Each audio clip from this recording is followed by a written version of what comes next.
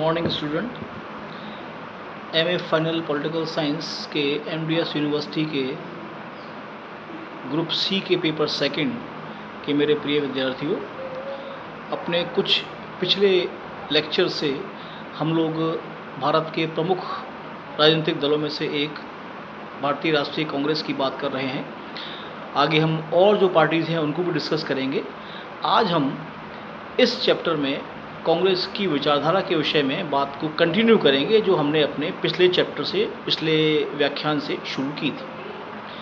अब तक हमने देखा था कि आज़ादी के बाद से कांग्रेस ने समाजवाद को कांग्रेस की एक विचारधारा के रूप में अपनाया और ये कार्य वो उन्होंने 1934 में किया था।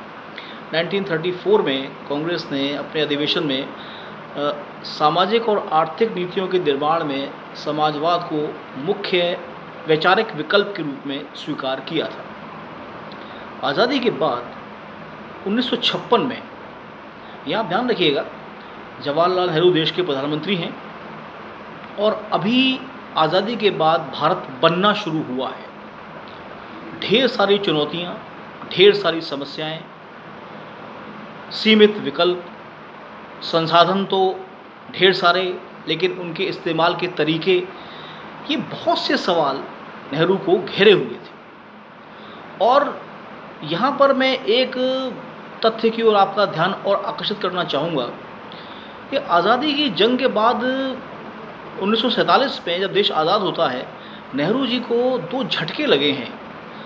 30 जनवरी 1948 गांधी जी का जाना और उसके बाद पटेल का। ये दोनों, इनको नेहरू ने खुद एक्सेप्ट किया है कि मेरे दो अनिवार्य और बहुत महत्वपूर्ण फ्रेंड, फिलोसफर और गाइड तीनों थे। आप ताज्जुब करें, आपको आश्चर्य होगा, आप पढ़ेंगे इस चीज़ को कि सरदार पटेल ने औपचारिक मीटिंगों के अलावा हमेशा उन्हें जवाहर कहकर पुकारा है। साबित करता है उनके आपसी तालमेल को, उनके समन्वय। लेकिन पटेल भी चले गए, तो अब नेहरू के पास ये मार्गदर्शन नहीं है। जो निर्णय कर रहे हैं उन्हें स्वयं करना है। और 1956 में इस दौरान ही कांग्रेस का वार्षिक आवड़ी अधिवेशन होता है, आवड़ी नामक स्थान के ऊपर, और वहाँ पर वो एक समाजवादी समाज की स्थापना की बात करते हैं। अब समाजवादी राज्य की यदि बात करते तो वो एक बहुत बड़ा इशू बन सकता था, क्योंकि उस वक्त देश में कुछ पॉलिटिकल पार्टीज़ थीं, भले ही वो ताकतवर या प्रभावी नहीं थीं, लेकिन उनकी विचारधारा समाजवादी नहीं थी, तो एक केओस खड़ा हो सकता था। तो ये तय किया गया कि समाजवादी समाज का स्वप्न को साकार करना कांग्रेस की विचारधारा का एक अपरिहार्य हिस्सा रहेगा। और उसके बाद एक लंबे अरसे तक, कई दशकों तक कांग्रेस इस पर चली। उनकी नीतियों में, योजनाओं में, कार्यक्रमों में समाजवाद को एक विशिष्ट अहमियत दी गई। यहाँ आप ध्यान रखें कि इसका आशय यह नहीं था कि निजी क्षेत्र को या अन्य क्षेत्रों को बिल्कुल नज़रअंदाज किया गया। जो लोकतांत्रिक समाजवाद का संप्रत्य था, जिसको कि नेहरू ने बहुत बेहतरीन तरीके से आगे बढ़ाया, ये उनकी उपलब्धियों में गिना जा सकता है विचारधारा के संदर्भों में, कि लोकतंत्र की उदारता और समाजवाद की जो वितरणात्मक पद्धतियाँ होती हैं, उन पर उन्होंने कार्य किया और भारत में एक इफ़ेक्टिव डिस्ट्रीब्यूटरी सिस्टम, प्रभावशाली वितरण व्यवस्था को वो मजबूती से स्थापित कर पाए। ये करते करते ही 1962 आया और 62 में चीन के साथ युद्ध होता है। परिणाम हमारे पक्ष में नहीं रहे और 1964 में जवाहरलाल नेहरू की मृत्यु हो जाती है। 1.5 साल लाल बहादुर शास्त्री प्रधानमंत्री रहते हैं।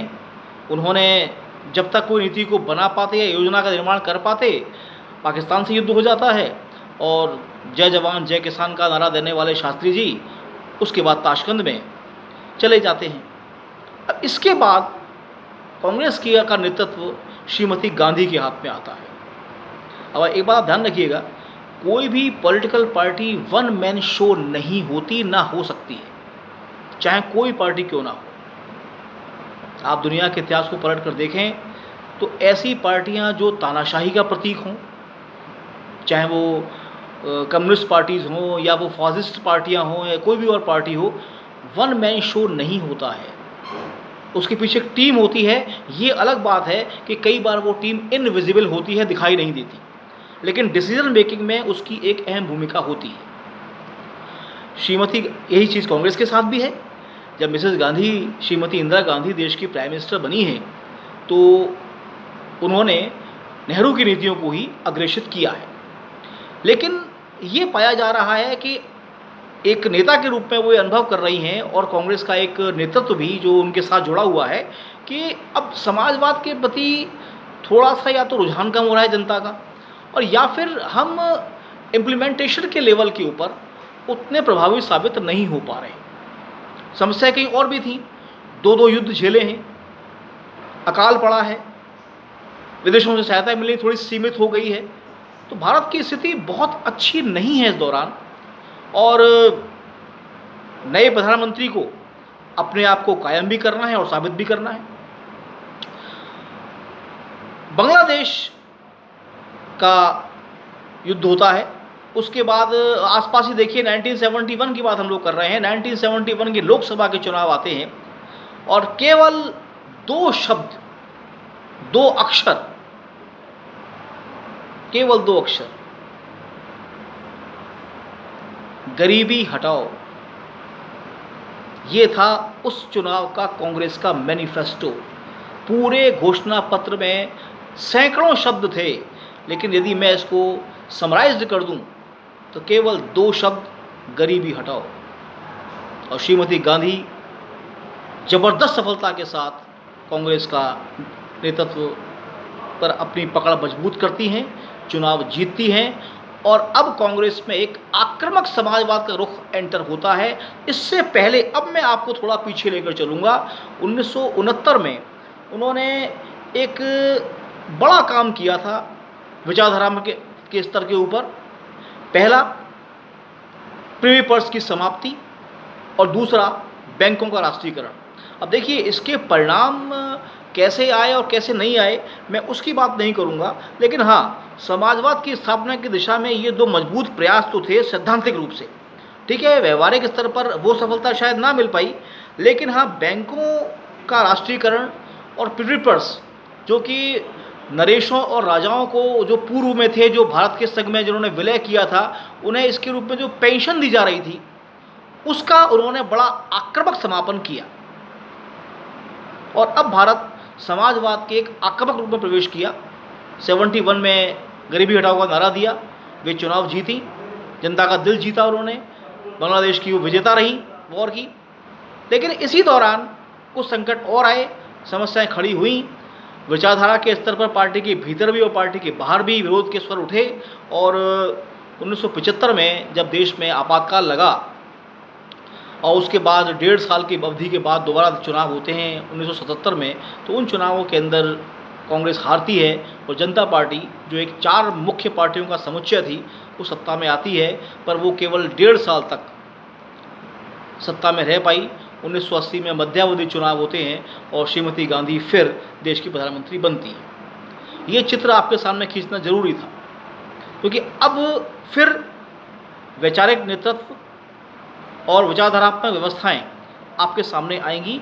ये दौर महत्वपूर्ण है, वो इसलिए कि इस दौर में आप पाएंगे दुनिया में समाजवाद का जो वैचारिक ढांचा है, खाली उस पर भारत खड़ा हुआ नहीं है, दुनिया की बड़ी बड़ी ताकतें उस पर शामिल हैं। और समाजवाद और उदारवाद दो विचारधाराओं का समुच्चय है दुनिया के भीतर। आपने वो बच्चों का खेल अक्सर देखा होगा बगीचे में, इसको सी सॉ बोलते हैं। बीच में एक टुकड़ा लगा होता है, यूं वो एक बेंच होती है, बच्चे उस पर यूं और यूं झूलते हैं। यूं समझिए कि अब ये दौर है कि जो सीसॉ का जो पलड़ा है, वो उदारवाद की ओर धीरे धीरे झुकना शुरू हो गया है। इम्पैक्ट सामने ये आया कि स्वाभाविक है, जो दुनिया में बदलाव होते हैं तो आपको भी करने होंगे, लेकिन हम फिर भी वैचारिक दृढ़ता पर कायम रहे, और हमारी जो नीतियाँ थीं कांग्रेस की जो सत्ता में थी, वो समाजवाद की ओर प्रेरित रही। चाहे 20 सूत्री कार्यक्रम हो या अन्य सामाजिक सुरक्षा के या अन्य कार्यक्रम हमारे हों, उन सब में समाजवाद स्पष्टतः छाया रहा।